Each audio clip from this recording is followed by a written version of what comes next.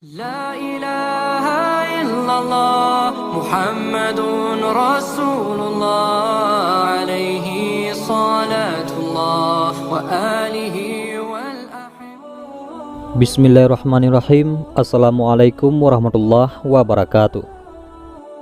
Asyhadu an la ilaha illallah wa asyhadu anna Muhammadar Rasulullah.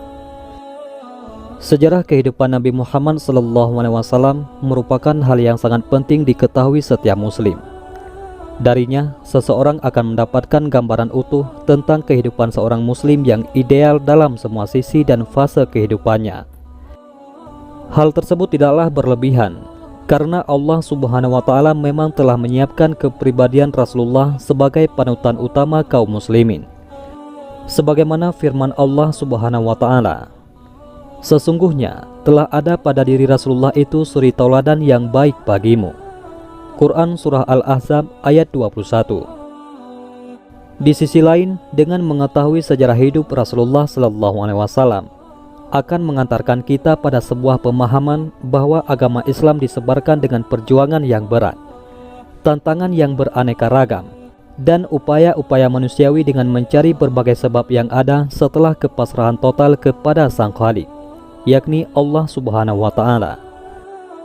Kesimpulan berikutnya yang akan muncul dari pemahaman tersebut adalah bahwa kehidupan Rasulullah SAW bukanlah cerita fiksi atau hayalan, tetapi beliau adalah kisah nyata dengan segudang pelajaran di dalamnya, dan karenanya tidak mustahil bagi umatnya yang beriman kepadanya untuk menapaki jejak dan langkah beliau SAW.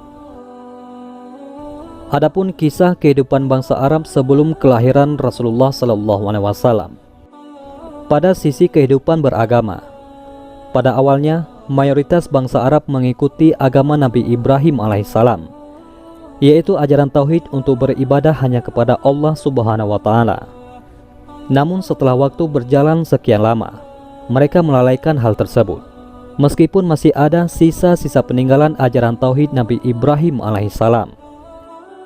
Hingga kemudian di Makkah ada seorang yang bernama Amru bin Luhai dari suku Khuza'ah yang sangat dihormati dan dimuliakan kaumnya karena kedermawanan dan perilakunya yang baik.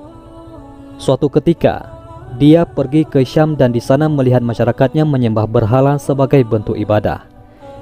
Dia menyimpulkan bahwa itu adalah perbuatan yang sangat baik.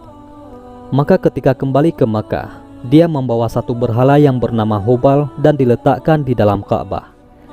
Lalu dia mengajak kaumnya untuk melakukan apa yang dilakukan oleh penduduk Syam. Karena pengaruh kedudukannya, maka tak lama kemudian penyembahan berhala menjadi keyakinan tersendiri penduduk Mekah pada saat itu.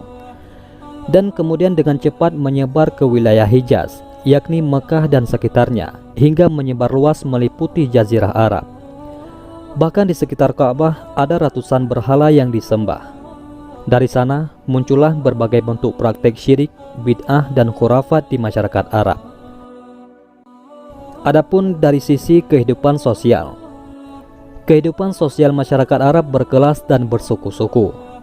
Di sana terdapat pandangan yang sangat kontras antar kaum bangsawan dengan segala kemewahan dan kehormatan yang dimiliki, dan kaum budak dengan segala kekurangan dan kehinaan yang tak terperi. Kehidupan antar suku pun penuh persaingan dan sering berakibat pertikaian karena fanatisme kesukuan yang sangat tinggi. Setiap anggota suku pasti membela orang yang satu suku dengannya, tak peduli perbuatannya benar atau salah, sehingga terkenal ucapan di antara mereka, "Bantulah saudaramu, baik dia berbuat zalim atau dizalimi." Adapun perlakuan terhadap wanita juga sangat zalim. Laki-laki dapat melakukan poligami tanpa batas, bahkan dapat menikahi dua wanita bersaudara sekaligus, kemudian dapat mencerai mereka tanpa batas. Sementara itu, perzinahan merupakan masalah biasa. Bahkan ada suami yang memerintahkan istrinya tidur dengan laki-laki lain semata-mata karena ingin mendapatkan keturunan mulia dari laki-laki tersebut. Na'udzubillah. Kelahiran anak perempuan menjadi hal yang aib bagi mereka. Bahkan dikenal di sebagian mereka dengan istilah wa'dul banan, yakni mengubur anak wanita hidup-hidup. Perjudian dan minuman keras juga merupakan hal yang sangat lumrah dilakukan di tengah masyarakat, bahkan menjadi sumber kebanggaan tersendiri. Kesimpulannya, kondisi sosial sangat parah, hingga kehidupan berlangsung tanpa aturan layaknya binatang. Adapun kondisi ekonomi, masyarakat Arab adalah masyarakat pedagang. Sebagian kecil penduduk pinggir negeri hidup secara bertani dan memelihara hewan ternak. Mereka belum mengenal dunia perindustrian. Hasil-hasil produksi biasanya mereka dapatkan dari Yaman atau negeri Syam. Kemiskinan cukup mewarnai kehidupan masyarakat, meskipun ada sejumlah pedagang besar dan bangsawan. Betapapun demikian, bangsa Arab masih memiliki beberapa akhlak yang sangat terpuji, walau kadang ditampilkan dengan cara yang salah. Di antaranya adalah kedermawanan, memenuhi janji, menjaga kemuliaan jiwa dan pantang dihina, pemberani, lemah lembut, suka menolong dan sederhana. Wallahu a'lam bishawab.